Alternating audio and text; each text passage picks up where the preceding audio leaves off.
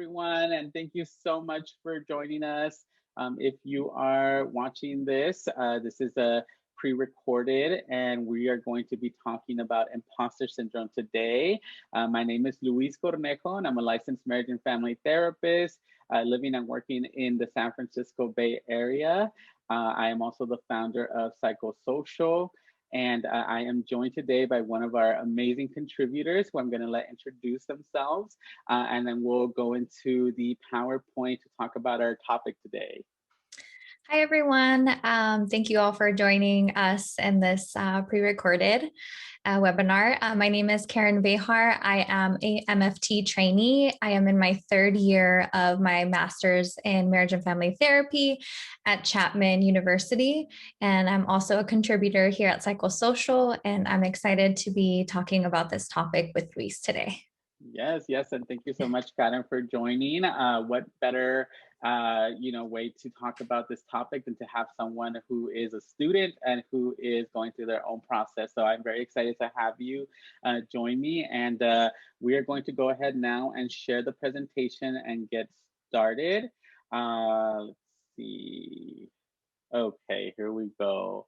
So today's topic is beating imposter syndrome, and it's just going to be a brief introduction and overview. We know that there's a lot of people out there who are either in school right now or are starting a new job or going through transitions, and we thought that this was a really important topic to talk about, not only because it's something that affects a lot of people, but also because specifically for BIPOC folks, this is something that comes up and it can be very common. So we really wanted to share some of our knowledge, some of our experience, and talk about ways to combat this syndrome, and also strategies and interventions. So let's go ahead and get started. And this is a little information about myself.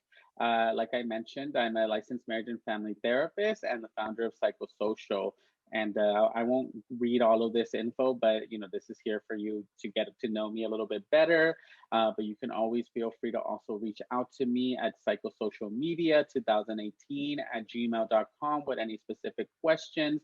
I do provide therapy through my private practice, psychosocial therapy, in California. Currently, I'm only providing teletherapy, and I specifically focus on working with Latinx folks, BIPOC folks, LGBTQ plus folks, and do work with individuals who are struggling with imposter syndrome or identity. So just a little bit about myself. And then I don't know if Karen wants to add anything else about herself or specialties or interests or anything like that before we move on.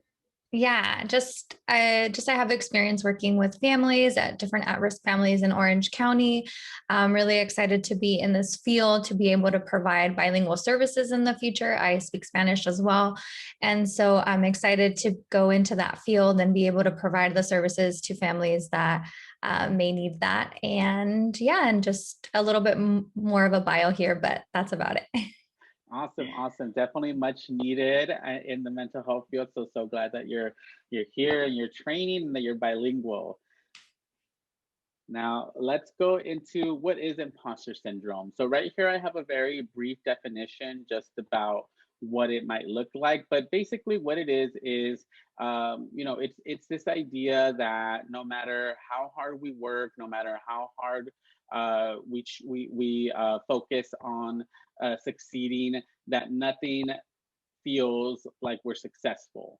We could get A's on our tests, we could do amazing on our presentations, and yet there's this looming thought or feeling that we did great because of luck, right? That it had nothing to do with our intelligence or hard work.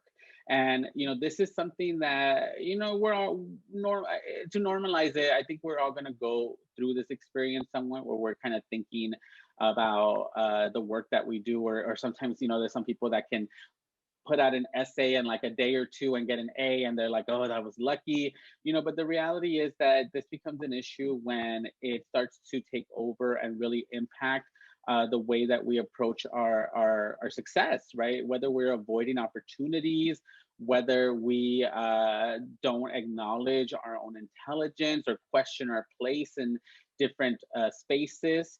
whether it's work or school. And so then it can really become an issue. So it's really this belief that we're fraudulent, fake, and that someone's going to discover it and they're going to expose us as imposters.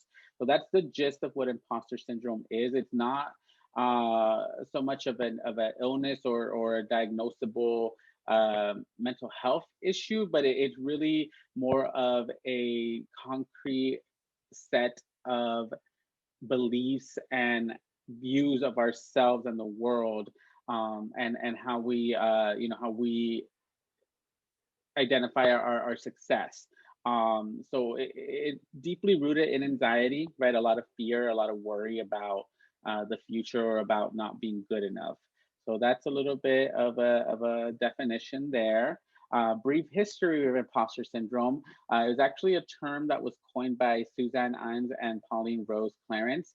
They did their research in the 1970s and primarily focused on women in the workplace. So they found that many women actually experience imposter syndrome at work, where they felt that they didn't belong, or that a lot of the work that they were doing wasn't, wasn't good enough, or that the success that they achieved was basically because of luck or because of some other reason other than their own intelligence and abilities. So they really started this research to try to understand why so many women were struggling in the workplace and why so many of them were not able to accept their success. So that's where this term comes from, and also some of that research. So if you're interested in learning more about that study or just the history of the word, feel free to look up Suzanne Imes and Pauline Rose Clance and the research and the work that they did. It's definitely evolved from the initial research that they were doing. Right now, there's a lot of attention being paid to the way that imposter syndrome impacts BIPOC folks. Specifically due to institutional racism, discrimination, sexism. I mean, so many different factors. And so it's definitely broadened, but this was the initial understanding and research. Okay, so some facts about imposter syndrome. So some things about it is that it's not a mental illness, like Luis has mentioned, right? But it impacts 70% of individuals in terms of the study, and also for people of color, or people of color specifically, their experiences might be impacted more so because of the messages that we might be getting from society, right? Those expectations, maybe the field that we're in and feeling like, oh, our representation is not here and we're feeling like we're a fraud and we shouldn't be here. Things like that might exacerbate that feeling of the imposter syndrome within different areas, whether it's graduate school, whether it's the areas that you're working in that might not necessarily have representation there.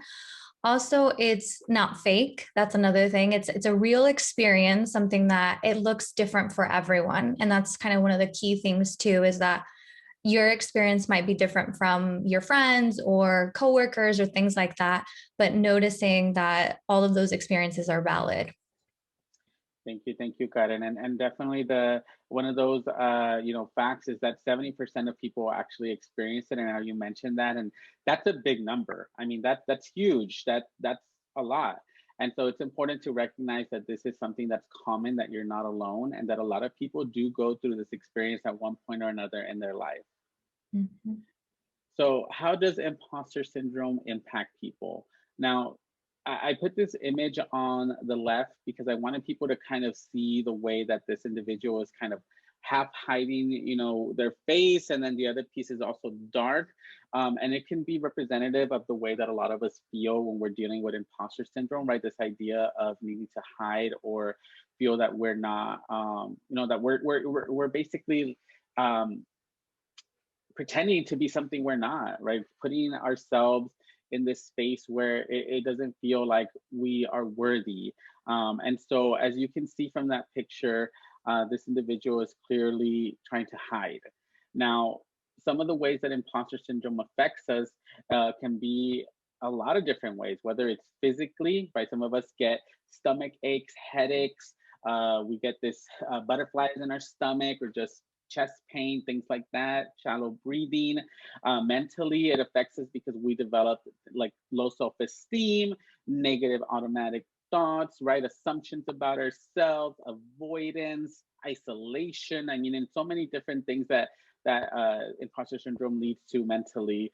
Spiritually, right? We start to question our place in the world. We start to question our ability and worthiness at a deeper level, and so it really can start to impact us spiritually and our belief about our own value and worth in the world.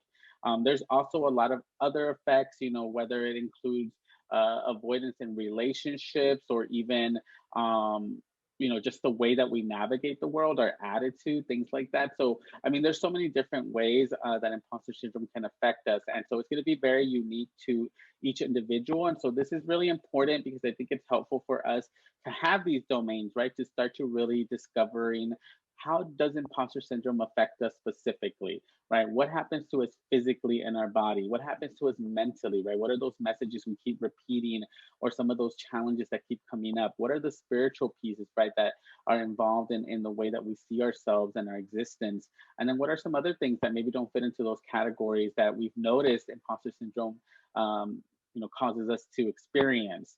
So this is a great little sample, and I do recommend if you have some time while you're watching this, if you want to pause it or later on, if you have a journal, to write down these categories and write down the reasons you notice and some examples of how imposter syndrome has affected you or is affecting you, and that way you start to have more of a visual and understanding, right, of the way that it is happening in your own life.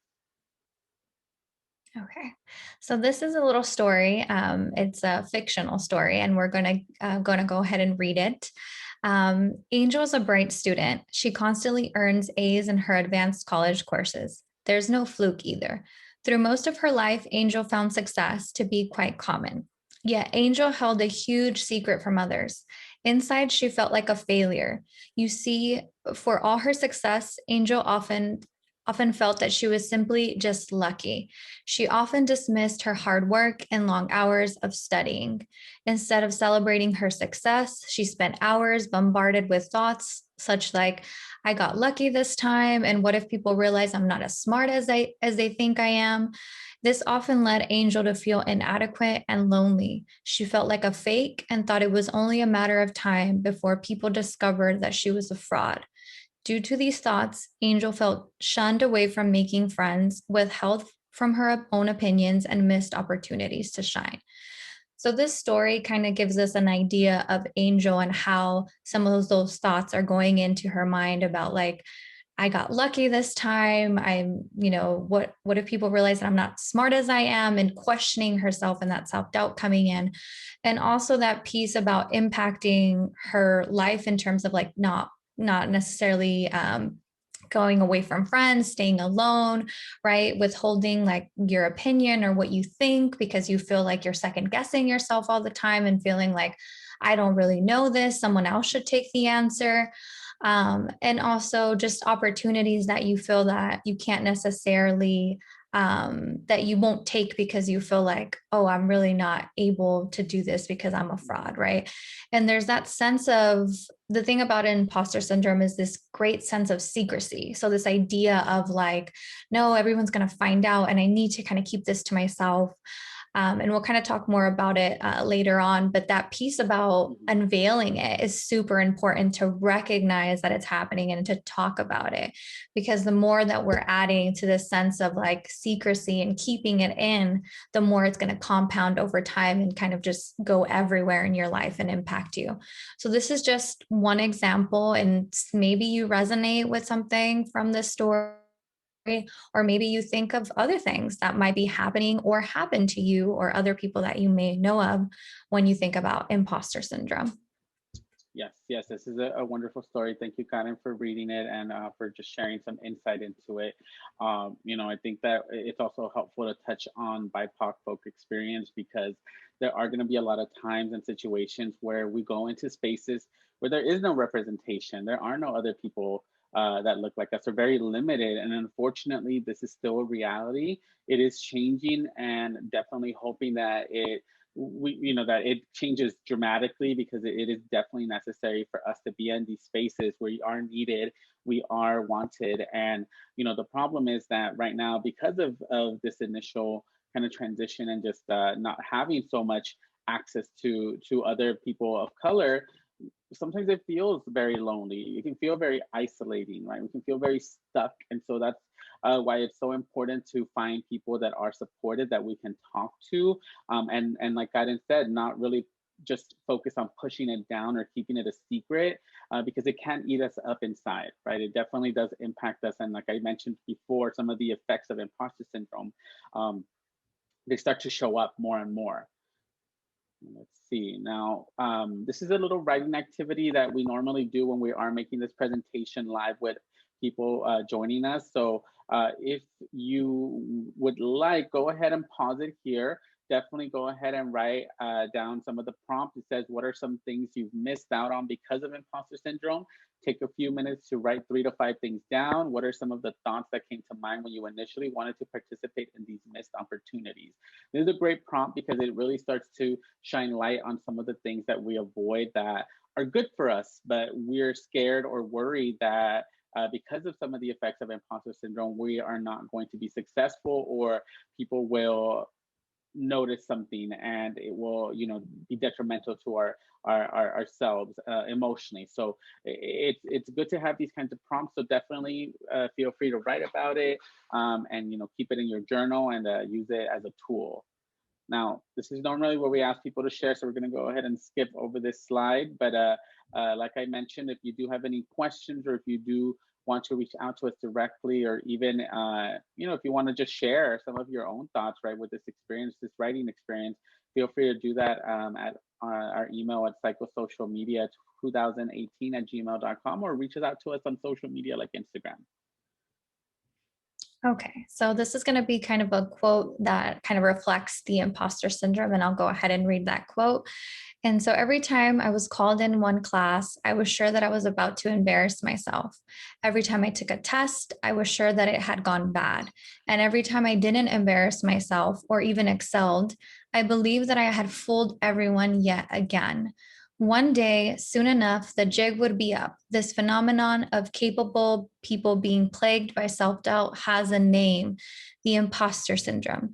Both men and women are susceptible to the imposter syndrome, but women tend to experience it more intensely and be more limited by it. So we wanted to kind of highlight this quote in the sense of in the aspect of how the experience can come in through in terms of imposter syndrome. How can it show up for someone? If you're a student, if you're a person of color and you're in class, right? And you're kind of like, oh, I just took this test, and you're second guessing yourself because you're feeling like, I don't know if I'm doing the right thing. I don't know if I want to raise my hand, and I don't know if I want to share my opinion or my thoughts, because I feel like I'm going to embarrass myself, or I may not know all those things, right? And this quote in itself is just giving you an example of how it might show up. It might show up at your job. It might show up in friends. It might show up in different ways for you, especially if, like we said, for BIPOC folks, if there's no representation, if we're constantly getting these messages of like, you're not supposed to be here, you feel like you're not good enough. And so that's going to really be eating at our self-worth, and also this idea like we're not supposed to be here. But in reality, you are supposed to be there, right? And this aspect of recognizing that this piece might be getting in the way, but that doesn't equate it to, oh, you shouldn't be in this industry, or you shouldn't be in this field. And so I think that's a really great piece to highlight. And that's kind of the ability to recognize the imposter syndrome coming in, so that you can recognize like, oh, this self-doubt and this idea of like I'm lucky, or, like people are going to recognize that I'm not supposed to, that recognize like, oh, I'm a fraud or something. Like when you're able to shine light onto that, you'll be able to get to that place of like, oh, I really do belong here. I really did work hard to get here, right? And distinguish between the two. And that can make you feel a little bit more of like, yeah, I'm working hard to be in this space, and I'm allowed to take space here. Mm-hmm. That was beautifully said, Karen, and you're absolutely right. I just wanted to share my own personal practice, something that I have started doing that has helped me in dealing with imposter syndrome has been not being apologetic. So being unapologetic. Right. I remember I would always use the word "I'm sorry" whenever I needed to ask something, or whenever I was confused about something, or whenever I needed to clarify something. And I quickly realized that I have no reason to apologize, that I deserve to exist. I deserve to be in that space. I deserve to ask for support. Obviously, I can't speak for the person, the teacher, whoever, or even our bosses, but that should not be a discouragement for us. That's more about them than it is about us if they don't respond in an appropriate way. But we deserve to be unapologetic, especially in situations like this where it does require us to ask questions, right? To be in the space, to be involved, to give opinions, to be able to feel that we're a part of the system that we're functioning in. So I just wanted to share that because that's something that has been helpful for me, is really not apologizing anymore and reminding myself that I don't need to apologize to take up space.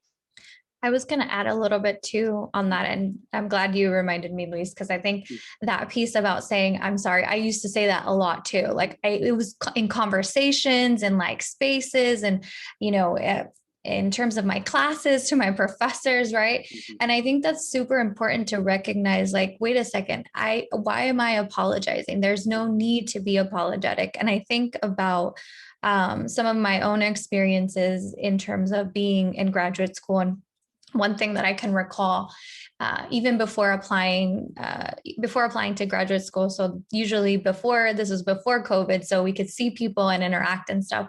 And so I was attending some of the informational sessions, and I would be there and I would get the sense of like, I shouldn't be here. There's not people that identify like I do, or that look like me, or that might have some experiences in the areas that I do. Maybe I shouldn't be doing this route. Maybe, like, I don't know.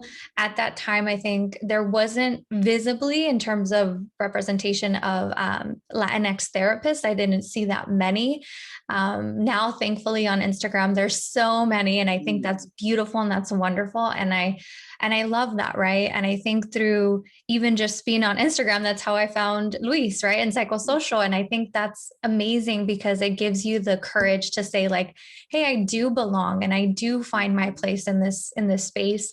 And that can be wherever, right? So depending on the industry or where you're at or your school, like finding people that represent and you feel that represent you, or that value certain things that you value. And I think that's really important because that communal space and that engagement with others is going to be really, really helpful to share out and then just feel like, oh, I can feel safe here with these people. Definitely finding community. Thank you, Karen.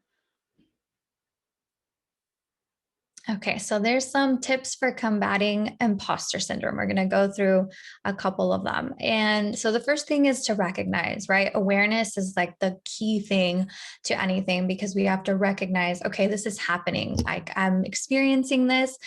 These are the thoughts. What are the messages that are coming to your mind when you're experiencing it? Are you experiencing it only at school, at work? Where is it coming from, right? Because then you can key in on those areas and say, okay, this is the thoughts that are coming up, and this is the areas that are coming up specifically. And that's going to really help to be able to like recognize that and be aware of it and then do something. And the next step is to talk to someone, right? You can talk to a friend, a colleague, some people that you really trust and that you feel safe, or you can even start therapy, right? Those are some options that you can do to talking to someone, because talking to someone is probably the best aspect of combating it. Because again, like we mentioned, the imposter syndrome is this idea of secrecy, keeping it in and not talking about it and just internalizing it. And so when you talk about it, you're empowering yourself and having that courage to share your own experiences and sitting with those experiences, right? And when you may explore those pieces, feelings of like shame or fear or anger might come up, and that's totally valid, right? Your experience is valid. Your feelings are valid around this topic. That's totally normal. And the other one is learning to embrace and accept failure. I think this is a really, really big one. Learning to know that just because you fail or you make a mistake, it doesn't mean that you're not good enough. It doesn't mean that you can't succeed, right? And that failure is just a part of life. It's something that everyone fails. Every single human being on this planet fails. And it's learning how to manage it and navigate it and not necessarily try to hide from it or push it away, because not failing is like unrealistic. And the other one is developing empathy for yourself. I think this is really, really key because empathy and I think self-compassion to yourself, being kind to yourself, and being able to understand that you make mistakes, that you're not always going to be 100%. You're sometimes going to be at a 70, sometimes you're going to be at a 20, right? And recognizing however you show up that day, that is okay, and practicing self-love, honor the little small wins that you get, honor achievements, whether it's big or small, and embracing all of those pieces and saying like, it's okay for me to experience this and I'm okay, right? And those are some things that you can do to combat imposter syndrome, and we'll go through some more too. Okay, so some more tips. The other one that I think is very helpful is accepting imposter syndrome instead of trying to get rid of it. Now, this is the thing. I know that we're talking about beating imposter syndrome, and I think that the goal here is not so much to get rid of it, because like I mentioned earlier on, it is rooted in anxiety, right? And anxiety is a very normal part of us as humans. We all have it. It's evolutionary. It's there to protect us, right? It's not always realistic, and it can definitely go a little haywire sometimes where we're experiencing overwhelming emotions or feelings or physical experiences because of anxiety. But it's also there trying to protect us, right? It's trying to tell us like, I want to keep you safe. Now with imposter syndrome, like I mentioned before, the idea is protecting us from shame, right? This idea that we're going to be exposed, that we're going to be seen for something we're not. So one of the things that I have found to be helpful, and I think is something we can all use, is reminding ourselves, right, that we can externalize this imposter syndrome. It doesn't have to be a defining feature of ourselves, but rather something that we experience as human beings, and being able to tell ourselves, hey, you know what? I know that you're trying to protect me. I know you're trying to keep me from shame. I know that you're trying to keep me safe, but I don't need you right now. Thank you. I'm okay. I can do this. And reminding ourselves, right, that this is something that as humans we're going to be experiencing, right? Whether you want to call it anxiety or you notice that it's more rooted in the idea of imposter syndrome, that we have to hide a part of ourselves. I mean, this is just something that I think is super powerful, is really externalizing that as something that we all experience, but it's not a defining feature of ourselves. And then also being able to talk to it, being able to remind it that it's okay, that we know the intention is to keep us safe, but we're good. Now, reminding ourselves of our accomplishments. I love this one. This is not for us to be vain or to be overly proud, but it's really just a helpful tool to tell ourselves, you know what, I am badass. I have done things that have been great. I have done some stuff that, has made me proud or other people proud. And keeping a list of this, right? Whether it's on your phone or on your person, right? It could be a picture, it could be a listing of certificates or achievements, little things like that, just to remind ourselves of all the good stuff that we also do, right? Because we easily fall into the trap of being able to say all the bad things that we do and all the mistakes that we make. And we're constantly doing that, even without really focusing on it, right? It comes very, very automatic. So we also have to utilize tools like this where we are reminding ourselves and finding that balance, right? That we're not just our failures, we're also our success, we're also everything in between, and that it's okay. Therapeutic journaling. I love this. So this isn't just a journal where you write down, today this happened, or you're Carrie Bradshaw and you're writing your Sex in the City. This is a lot more specific, right? This is using those prompts that we were sharing at the beginning and finding other prompts that really dig deep into our feelings and what we're thinking, and just how we're managing things, right? I mean, for example, I wrote on here, what will I benefit from managing imposter syndrome? That's a very good question, right? That we don't think about in the moment, but there are benefits, right? That we get to take more opportunities, that we get to learn more, that we get to meet more people, whatever it is. Another one is, what would it feel like a day after I do what scares me, a week, a month, a year? We don't normally think in this context. We're thinking about the moment, which is great because we want to live in the moment, but we also want to think about, is this something that is going to still be there a month from now, a year from now? And so using therapeutic journaling and writing these kinds of things down, it can be helpful in allowing us not only to reframe, but also to really put our feelings out there and to have a source and outlet. And then mindfulness and grounding techniques. I mean, these are very much spoken about everywhere. Getting into mindfulness is not something simple. It definitely is a practice. I like to think about it like going to the gym and starting off on low weights and then kind of building. This is the same thing. You start off with a minute or two and then you're at 5-10 minutes. And it's helpful because it allows us to really silence some of the stuff that's just happening around us, and it helps us feel that we're at we're at a baseline where we're not overwhelmed and we can really process things, right? Because when we're thinking about imposter syndrome, like I mentioned, it is rooted in anxiety and fear. And so these are emotions that really heighten our reaction, right, in our body, in our mind. And so being able to practice mindfulness or grounding technique can help us not only to slow down, but also give us time to really process the experience and what's happening. And in that way, we don't have to react, right? We can take some time to really process and use some of those other techniques that Karen and I shared earlier, whether it is reminding ourselves of our success, whether it is having empathy and giving ourselves positive affirmations. Okay, the next piece that we're going to talk about is coping with family pressure, right? Especially if you are with anything, but if you're a student specifically, and maybe you're living away from home, or you have to commute or things like that, right? There can be that sense of trying to balance these pieces of, okay, I need to do well in school, and then I also need to balance like that expectation, right? Or there's expectations that family put on me. One of the ways to cope with that pressure is finding supportive friends, finding groups, organizations, people that you feel that really get you, that you have similar values, that you have similar experiences, anything that you feel like I can talk to these individuals, they understand what I'm experiencing, they can relate, they can help me in some way, whether it's like us hanging out more and building that sense of community too. The other piece is about setting limits and boundaries, which can be really hard. And it's a practice in itself, especially when you are like, what the heck, what is limits and boundaries? And how do I even do that?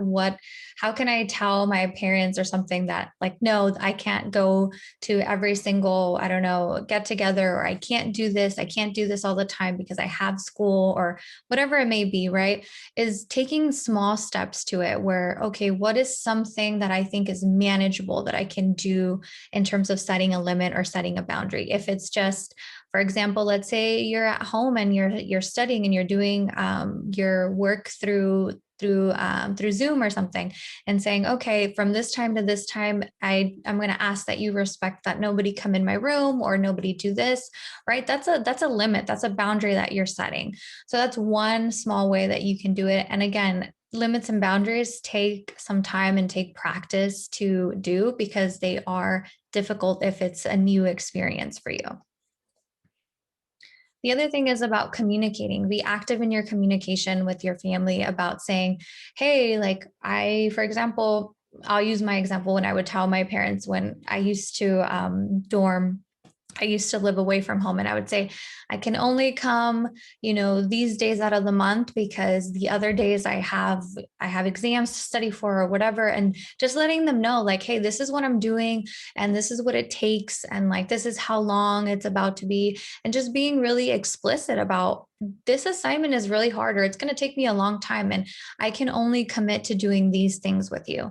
And being able to say, hey, you're taking responsibility from your own things, and you're also being able to share with your family, like, this is what I'm doing. Like, this is this is a lot that I'm handling right now. And you're sharing that piece with them. And I think giving them that insight kind of makes them feel like, oh, okay, she's good. Or, even if it's just a text, like I remember I would text my parents of like, oh, yes, I have 8, or like, yes, I have these things, or you can do that too. But making sure that you're active in the communication is going to really help with coping with that pressure. Self-care. Self-care is really, really crucial, right? Whatever that self-care looks like for you, it's going to be different for everyone. So if it means like taking a nap, if it means eating, if it means like nourishing your body, whatever that means for you in terms of the self-care, that's going to be really helpful. Maybe some time for yourself. You're going to decide, you know what, this week I'm going to take some time and I'm going to do a hike, or I'm going to just go walk, whatever that looks like for you. Taking that time to do some self-care is really, really important. Another piece is like avoiding the topic. Let's say you're just like, I can't handle this. Let's say you're just emotionally or mentally, you're not in a good space and you're just like, I can't handle this topic. You can just avoid it. You can avoid the topic and you say, you know what? I'm not going to talk about this right now. That's a limit and that's a boundary that you can put up, right?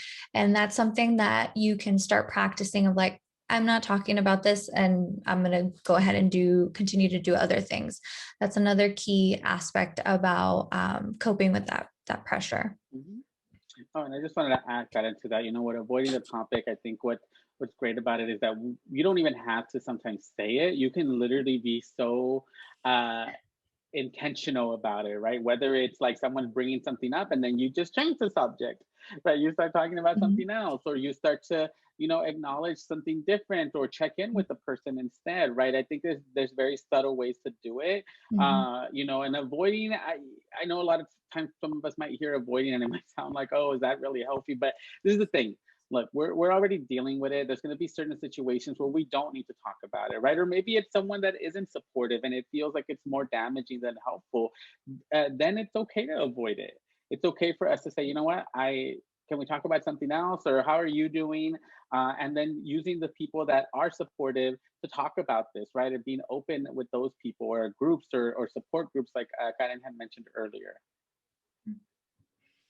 Reframing family comments. I think this is really good, right? Because I think the piece to, and that's kind of hard sometimes, but recognizing that family cares about us in terms of their way of showing that they care, right? But sometimes what they're saying isn't necessarily helpful, healthy, many things. So reframing like the comments that they might say to you is really key and crucial. That can kind of help you like regulate yourself and be able to say, okay, he or she said something that didn't sit well with me. How can I look at this differently? How can I change that and make it from a different perspective, so that I don't allow this to kind of like impact me in such a huge way?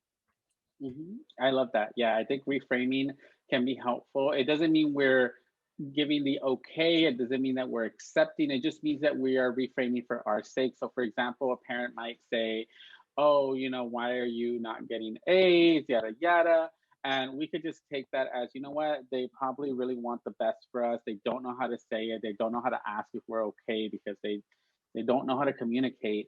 And that's probably what they're trying to say, right? I think when we really dig deep into some of these comments, there's an intention, right? I really want to believe that for most family members who do care, it's not so much that their intention is to hurt us, it's that they really don't know how to communicate these things, right? They don't really know how to express these kinds of emotions or even check-ins. And so for us, it can come off as very, very critical and very overwhelming. And if it is the case, then definitely, reframing only works if we understand, that our parents are those kinds of parents that just like to check in or like to micromanage or like to be overly involved, because we know that they care, but they just have no healthy way of doing it, and we know that. Obviously, it's different if we're talking about more abusive or psychologically abusive experiences. Definitely, like I said, reframe is something that we can dictate whether it is something helpful. And that's just for our own sanity, for our own sake as well, so that we can just manage and kind of deal with these things and not let them get to us, and let it feed our imposter syndrome. Mm-hmm. And so here are some podcasts, just if you're like, oh, I'm really curious about other people's experiences with imposter syndrome. These are really two great podcast. One of them is the Code Switch podcast on NPR, and the other one is the Homecoming podcast with Dr. Thelma.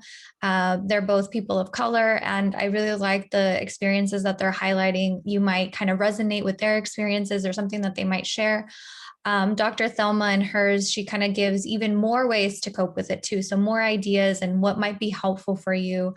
And you can find those podcasts either on, I think, Spotify, Apple podcast, even if you Google podcasts, and you can look it up on the web as well. So those are just some ways that you can get more information too, if you're like really interested. Definitely. And podcasts are a great resource.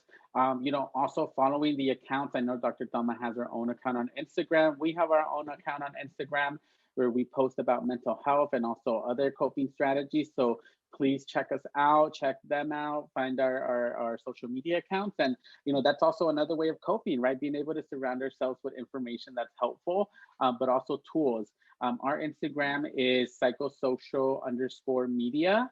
And so feel free to look that up on Instagram, and you can get some wonderful content on there as well. Now, this is normally where we ask for any questions. Like I mentioned, obviously we're not doing this live, we're recording it, but if you do have questions, thoughts, feedback, comments, whatever it is, we would love to hear it. You can always email us at psychosocialmedia2018@gmail.com. Reach out to us on social media. And if you have any type of, for example, I guess requests, like if you want us to do this for your class, or if you want us to do this presentation for your group or anything like that, organization, please feel free to reach out to us, and we can definitely talk about that and explore some options, so we can continue the conversation on imposter syndrome. So that is it for the presentation. I want to thank everyone who who's watching this. Please share this with people you think or know might benefit from it. And like I said, feel free to reach out to us and follow us on our social media accounts. Karen, it has been a pleasure having you here on this presentation. I don't know if you have any last words or anything you want to share with the people who are watching this, anything. Yeah, thank you. Thank you, Luis, again for having me. This was really fun. And thank you all who are watching this, and just knowing that the first step is the fact that you stumbled on this video and that you're looking at it. That means that you're becoming aware of it, right? Yeah, you're like, oh, wait, this might be impacting me.